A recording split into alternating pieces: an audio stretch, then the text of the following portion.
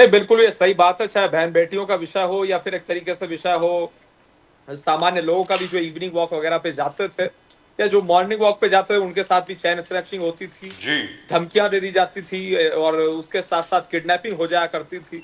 बगल में साइड में वैन लगाते थे और किडनैप कर लिया करते थे। उसके बाद उससे फिरौतियां मांगी जाती थी, अपहरण कर लिया जाता था। तो ये बड़ी एक तरीके से कॉमन चीजें थी, इसमें कोई ये नहीं था कि ये कोई एक तरीके से नई चीज हो गई है, नई घटना घटित हो गई है। मैं समझता हूँ कि आज जो परिवर्तन आया है उत्तर प्रदेश में, वो सबके मध्य में है और स्पष्ट है।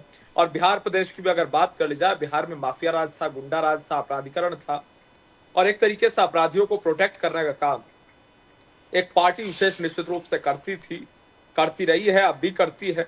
ये मेरा स्पष्ट मानना है, किसी रूप में अपराधियों को, क्रिमिनल्स को प्रोटेक्ट नहीं किया जाना चाहिए। उनके ऊपर सख्त से सख्त कार्रवाई होनी चाहिए, as per the constitution, as per the law. जी। और उसके साथ साथ जहां तक विषय है बिहार प्रदेश का, तो आज नीतीश जी के नेतृत्व में अभूतपूर्व तरीके से बिहार चल रहा है। और जहां तक नीतीश जी के नेतृत्व का विषय है, नीतीश जी ग्राउंड से जुड़े हुए नेता हैं और उसके साथ साथ लंबा उनका राजनीतिक अनुभव, लंबा राजनीतिक इतिहास रहा है।